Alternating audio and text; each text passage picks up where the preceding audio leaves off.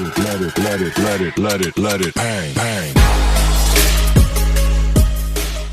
Hello बच्चों, आपका हमारे चैनल पे स्वागत है। बच्चों, आशा करता हूं कि आपकी परीक्षा की तैयारी बहुत ही अच्छा हो रहा होगा। इसीलिए हमने आपके लिए क्लास 10th के मैथ के इंपॉर्टेंट क्वेश्चन लाए हैं, जो हमने त्रिकोणमिति से लाए हैं। तो इस वीडियो के माध्यम से त्रिकोणमिति से जितने भी पूछे जाने सवाल है, महत्वपूर्ण सवाल है, उसको हम लोग हल करेंगे।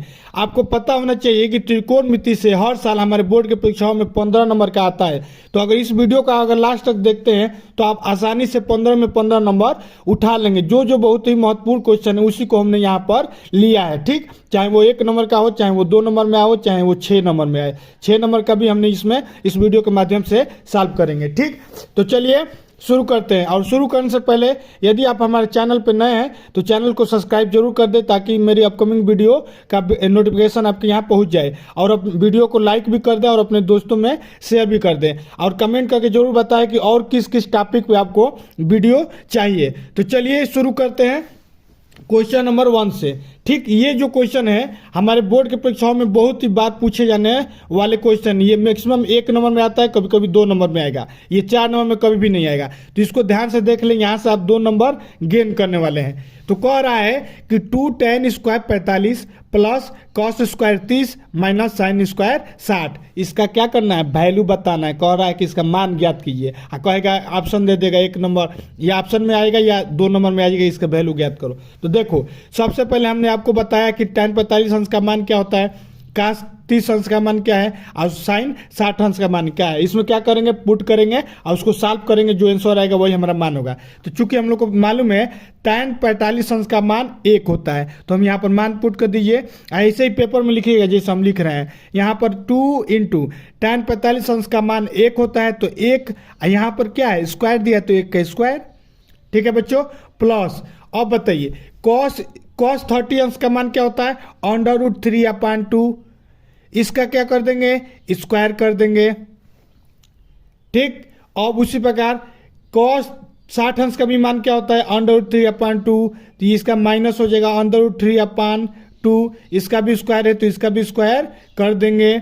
अब बताइए 2 में 1 का स्क्वायर करेंगे तो क्या होगा, 2 में 1 से गुणा करेंगे तो 1 ही होगा। इसका 3 का स्क्वायर करेंगे तो 3 होगा, और 2 का करेंगे तो 4 होगा, और इसका करेंगे ठीक उसी प्रकार तो 3 हो जाएगा। अंडर रूट से स्क्वायर कट जाता है, और 2 का करेंगे तो 4 होगा। चाहे यहाँ पर देखिए ये वाला वैल्यू आपस में बराबर है, और इनका एक प्लस में है एक माइनस में, तो यहाँ से एक आपस में कैंसिल हो जाएगा, यानी 3/4 में 3/4 क्या हो जाएगा, कैंसिल हो जाएगा। और 2 में 1 से गुणा कराएंगे तो हमारा आंसर आ जाएगा 2, यानी हमारे दिए गए इक्वेशन की वैल्यू हो जाएगी 2। ऐसे 2 लाइन दे के ऐसे आंसर पेपर में लिख दीजिएगा आंसर।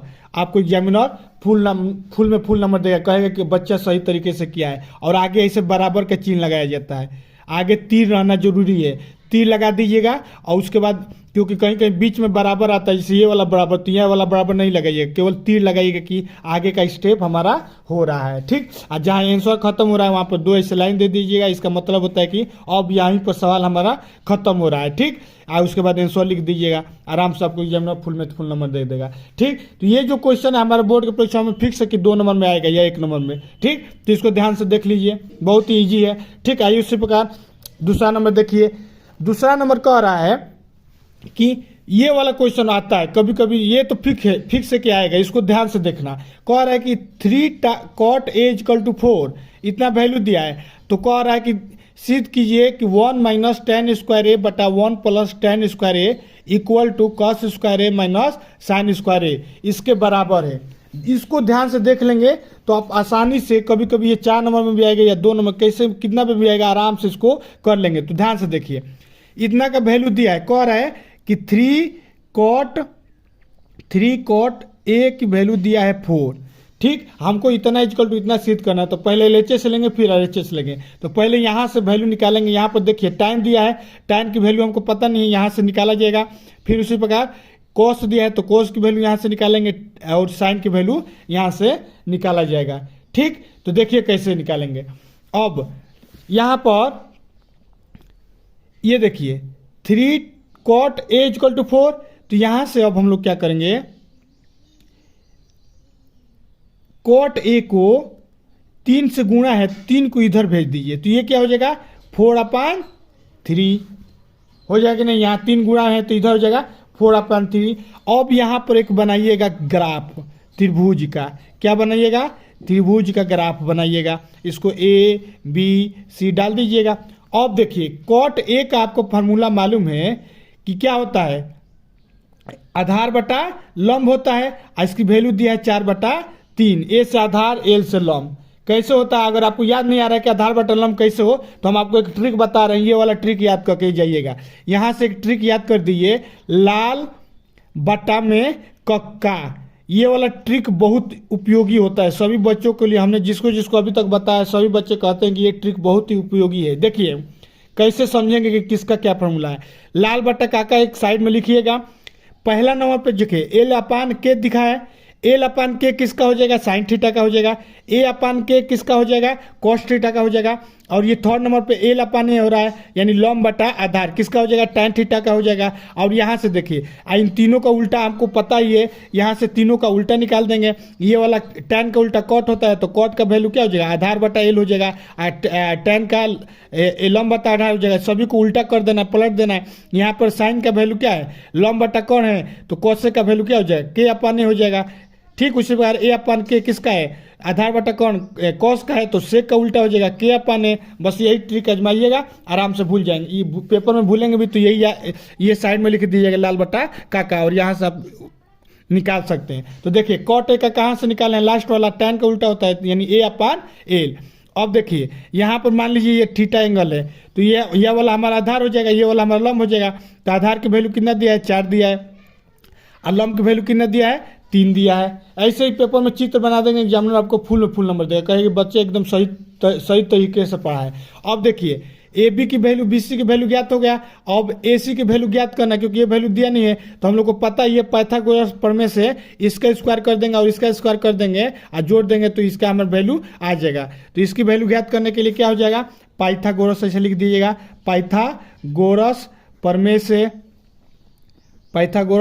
प्रमेय से। अब यहाँ से क्या हो जाएगा? AC वैल्यू निकालना है, तो AC का स्क्वायर इक्वल टू AB का स्क्वायर प्लस BC का स्क्वायर, या ऐसे कर सकते हैं कर्ण का स्क्वायर इक्वल टू लंब का स्क्वायर प्लस आधार का स्क्वायर।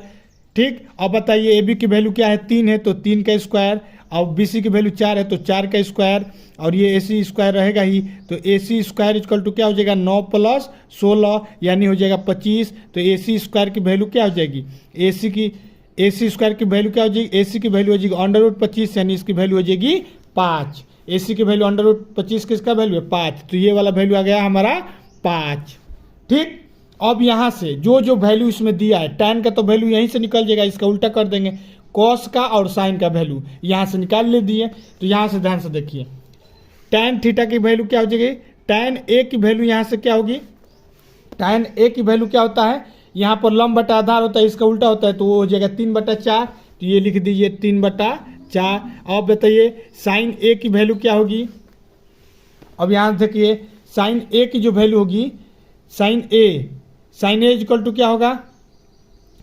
लंब बटा साइन A इक्वल टू, यहाँ देखिए लंब बटा कौन? लंब हमारा यहाँ 3 है और कौन क्या है?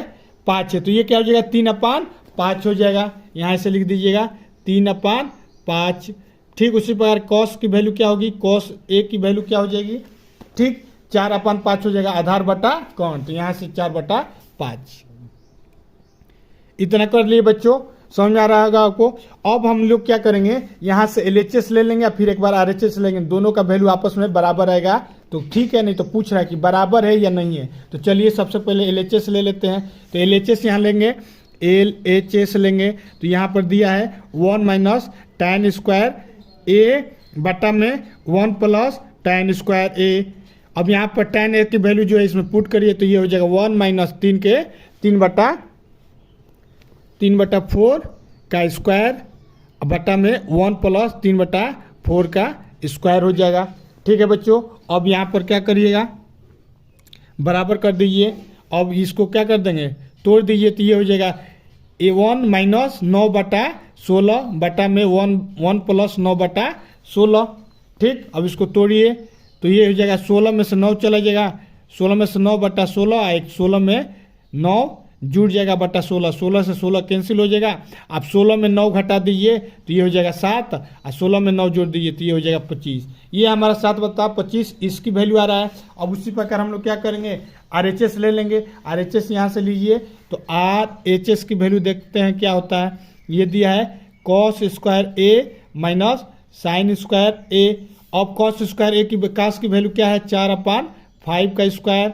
ये हो गया साइन ए की वैल्यू क्या है 3/5 का स्क्वायर।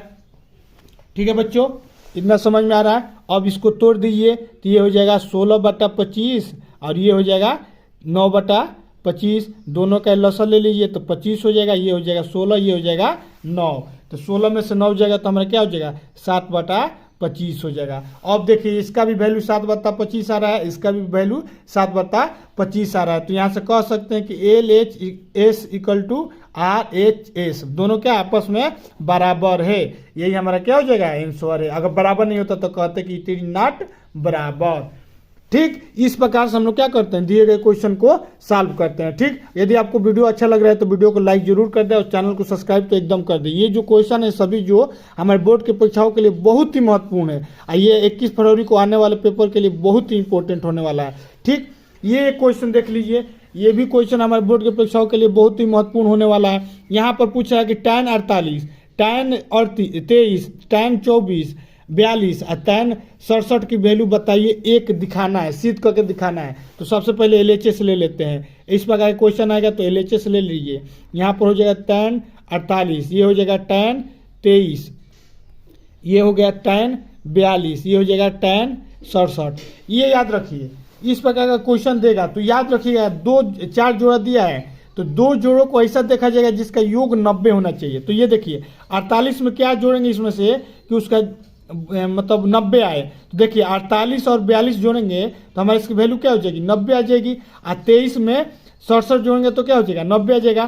तो जो जोड़ रहे हैं तो किसी एक को कॉट में चेंज कर देंगे, एक को वैसे ही रहने देंगे। तो देखिए इसको और इसको आपस में जोड़ रहे हैं तो इसको रहने देंगे, और इसको आपस में जोड़ रहे हैं तो इसको रहने देंगे। इन दोनों को हम लोग क्या करेंगे कॉट में बदल देंगे। तो कॉट में बदलने के लिए क्या करते हैं ये बताइए। tan में 90 में से 42 घटाएंगे तो क्या होगा, ये वाला पार्ट के लिए 90 में से 42 घटाएंगे तो 48 होगा ना। तो यहाँ से लिख दीजिए tan 90 माइनस 42, इसकी वैल्यू क्या होगी tan 48 होगी। गुणे, अब देखिए यहाँ से भी tan 90 माइनस क्या कर दीजिए 67 कर दीजिए। अब 90 में से 67 घटाएंगे तो 23 आएगा ही। तो इसके जगह पे ये रखेंगे या इसके जगह पे ये रखेंगे। आइए जो दोनों को वैसे के वैसे रहने दीजिए। ठीक हो गया। अब देखिए tan 90 माइनस, आपको फार्मूला मालूम है tan, हमने आपको बताया था tan 90 माइनस थीटा की वैल्यू जो होती है cot थीटा होती है। ये हमारा सूत्र होता है, इसी सूत्र का उपयोग करना है। तो यहाँ देखिए tan 90 माइनस थीटा के रूप में दिया है, जिसको हम लोग क्या लिख सकते हैं cot थीटा। थीटा के जगह पे 42 दिया है तो cot 42, और इसके जगह पे हम लोग क्या रखेंगे cot 67। ये जो दो tan है, tan को वैसे ही रहने दीजिए। ठीक, अब यहाँ से ध्यान से देखिए, आपको पता है cot 42 और tan 42 की वैल्यू क्या होगी 1 होगी। cot 67 और tan 67 की वैल्यू 1 होगी। कैसे होगी, यहाँ से देखिए cot को अगर tan में बदलेंगे, tan का उल्टा होता है तो इसको tan 42 लिख सकते हैं कि नहीं। उसी प्रकार इसको क्या लिख सकते हैं tan 67 लिख सकते हैं। और गुणे ये क्या हो जाएगा tan 42, ये गुणे हमारा क्या है tan 67 है ही। तो ये देखिए tan 67 से tan 67 और tan 42 से tan 42, यानी सब कट के क्या हो जाएगा वैल्यू 1 हो जाएगा। यही हमारा क्या दिया है RHS दिया है। तो इस प्रकार से हम लोग क्या करेंगे सिद्ध करेंगे। यहाँ से भी ये वाला पार्ट नहीं भी करेंगे ना, काट का और tan का आपस में गुणा 1 होता है। यहाँ से भी आप लिख सकते हैं। ठीक, तो इस प्रकार से हम इस प्रकार क्वेश्चन को हल करते हैं। ठीक, अब देखिए लास्ट क्वेश्चन जो बहुत ही इंपॉर्टेंट होने वाला है, इसको ध्यान से पढ़ कीजिएगा क्योंकि ये 6 नंबर में आता है। ठीक, ये हमारा 6 नंबर जो है ध्यान से देखिए कैसे आता है, कैसे हल किया जाता है। आप पढ़ें चाहे ना पढ़ें वो तो पेपर में पूछेगा ही भाई, 6 नंबर में पूछेगा। ठीक, तो आइए इसको देखते हैं कि कैसे हल किया जाएगा। ये जो क्वेश्चन है बहुत ही इंपॉर्टेंट क्वेश्चन है। ठीक, इसको ध्यान से पढ़िए। ठीक, चलिए देखते हैं क्वेश्चन नंबर 4 को। क्वेश्चन नंबर 4 कह रहा है, ध्यान से पहले क्वेश्चन को समझिए क्या कह रहा है कि भूमि के एक बिंदु P से, कोई भूमि है उसके बिंदु कोई P है, एक 10 मीटर ऊंचे भवन की शिखर का उन्नव कोण 30 है। पहले चित्र बनाते चलिए। कह रहा है पहला लाइन कि कोई भूमि है, ये हमारा मान लीजिए एक भूमि है। चित्र ऐसे बनाइएगा, एक भूमि हो गया। कह रहा है कि एक 10 मीटर ऊंचे भवन का, ये हमारा मान लीजिए एक भवन बना दिया। ये हमारा क्या हो जाएगा, भवन हो जाएगा। ऐसे लिख दीजिएगा भवन। भवन की ऊंचाई कितना दिया है, 10 मीटर दिया है, यानी यहाँ से लेकर यहाँ तक की दूरी 10 मीटर दिया है। एक बिंदु यहाँ पर मान लीजिए P दिया है। कह रहा है कि भूमि से एक बिंदु P से एक 10 मीटर ऊंचे भवन के शिखर का, ये हमारा भवन का शिखर है, 9 कोण 30 है, यानी इस बिंदु P से इस शिखर के बिंदु के बीच के जो एंगल है वो हमारा कितना है, 30 एंगल दिया है। इसी को कहते हैं 9 कोण। ऐसे ही चित्र बनाइएगा, तभी आपको एग्जामिनर फुल में फुल नंबर देगा। अब कह रहा है कि तो भवन के शिखर पे एक ध्वज लहराया जा रहा है। अब ये जो घर है ना, भवन मतलब घर, यहाँ पर एक झंडा लहराया जा रहा है। क्या हो रहा है, मान लीजिए हमारा क्या है, फ्लैग है। फ्लैग यहाँ पर क्या हो रहा है, लहराया जा रहा है। मान लीजिए तिरंगा है, अपने देश का तिरंगा इस पे लहराया जा रहा है। ठीक, अब ये जो तिरंगा लहराया जा रहा है तो कह रहा है कि P से ना इसका 45 एंगल का कोण बना रहा है। देखिए यहाँ से इसको देखने पे 30 एंगल का बना रहा है, और इसके शिखर पे देखने पे ये वाला पार्ट हमको देखने पे कितना बना रहा है, ये वाला हम लोग को टोटल बना रहा है, इसे नीचे लिख के 45 बना रहा है, नीचे से 45 बना रहा है, ना कि ऊपर से। ठीक, तो ये वाला हमारा का जो एंगल है इसे चित्र बना दीजिएगा। ये शिखर जो है हमारा 45 बना रहा है। ठीक है, इसे चित्र बनाइएगा। तो कह रहा है कि ध्वज की लंबाई, मतलब कह रहा है कि P मतलब P की दूरी यहाँ से, मतलब ध्वज की लंबाई यानी 1 से, इसको मान लीजिए ध्वज की लंबाई 1 से यहाँ तक ध्वज की लंबाई बताना है। और कह रहा है P से भवन की दूरी, आई P से ये जो भवन है इसकी दूरी ये वाला बताना है। इसको हम लोग मान लेंगे Y, कि Y ज्ञात करना है। ठीक, हम लोग को दो चीज़ ज्ञात करना है। यहाँ लिख दीजिए ध्वज की लंबाई, एक ज्ञात करना है दूरी भवन की। ठीक, दूरी भवन की, यही हम लोग को 2 ज्ञात करना है।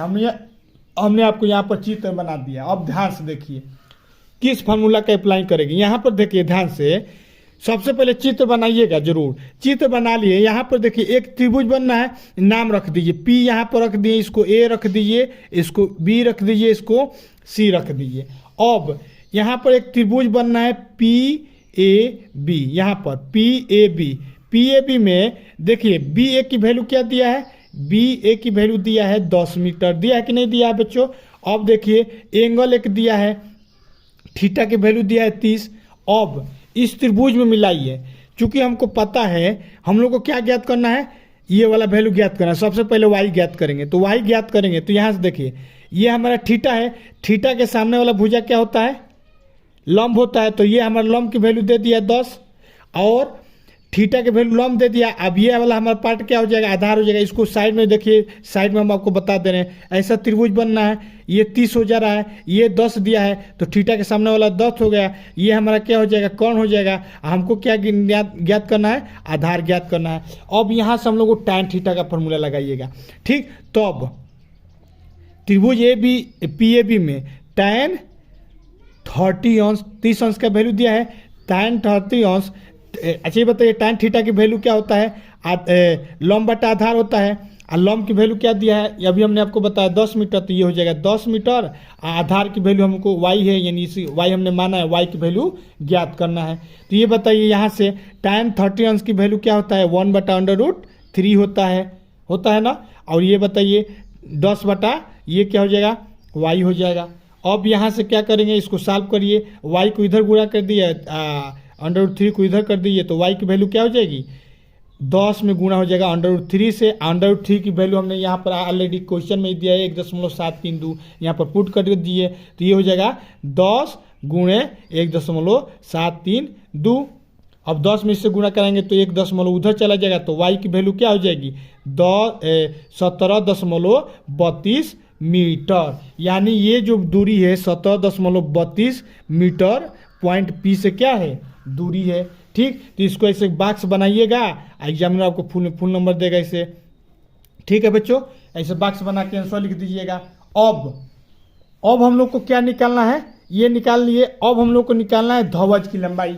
ये वाला लंबाई लिखाना है। तो अब यहाँ से देखिए एक और त्रिभुज बनना है, बड़ा वाला त्रिभुज बनना है। यहाँ बड़ा वाला त्रिभुज ऐसे देखिए यहाँ पर बना दे रहा हूँ। अब बड़ा वाला त्रिभुज में ये एंगल जो है हमारा 45 बनना है। ये वहाँ तक भवन है, इसकी दूरी हमारा दिया है 10 मीटर, हमने इसको क्या माना, x माना है। अब ये हमारा 90 हो गया। अब यहाँ पर हम लोग सेम वही फार्मूला अप्लाई करेंगे, लेकिन अब त्रिभुज यहाँ पर क्या हो जाएगा, P और C A होगा। तो पेपर में इसे लिखिएगा, यहाँ देखिए लिखिएगा त्रिभुज PCA में tan 45 अंश, यहाँ सब कितना वैल्यू हो गया, देखिए tan 45 अंश की वैल्यू क्या हो जाएगा। अब PA की वैल्यू हमने अभी निकाला 17.32 आएगा कि नहीं। तो यहाँ से वैल्यू देखिए tan PA tan 45, लंब की वैल्यू क्या है 10 प्लस x दिया है, दोनों को जोड़ देंगे ना तो यही लंब हो जाएगा। और लंब बटा आधार की वैल्यू ये हो जाएगा, तो जोड़ दीजिए।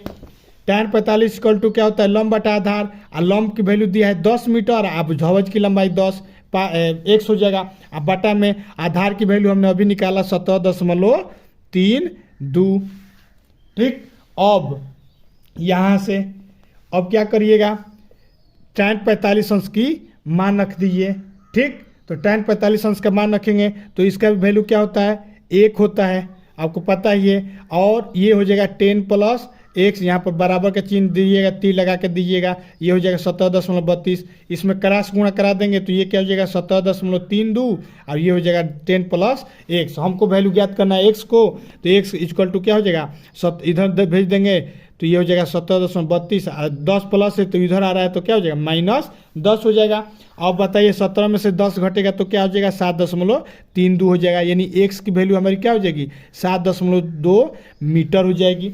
यानी ये हमारी क्या है, ध्वज की लंबाई। हमने ध्वज की लंबाई को ही ना x माना है, तो ध्वज की लंबाई कितना हो गया 7.2 मीटर।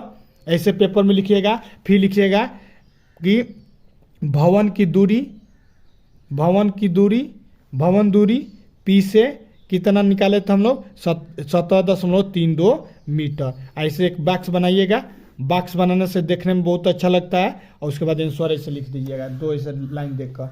तो इस प्रकार से हम लोग क्या करते हैं, दिए गए क्वेश्चन को सॉल्व करते हैं। अगर ये वीडियो आपको अच्छा लगा है तो वीडियो को लाइक और सब्सक्राइब जरूर करिएगा। और यहाँ से आप अगर इसको ध्यान से अगर पढ़े होंगे तो यहाँ से आप 15 में 15 नंबर गेन करने वाले हैं, ये गारंटी के साथ कह रहा हूँ कि ये 15 नंबर में ही आएगा, मतलब इसी टाइप का आएगा, बस वैल्यू बदल देगा। यहाँ 10 मीटर है तो 15 मीटर दे देगा, लेकिन क्वेश्चन फिक्स है कि यही आने वाला है। ठीक, तो वीडियो को लाइक कर तो वीडियो को लाइक कर दीजिए, और अभी जो इंपॉर्टेंट क्वेश्चन है उसको हम सॉल्व कराएंगे। तब तक के लिए जय हिंद, जय Bharat. Let it bang, bang.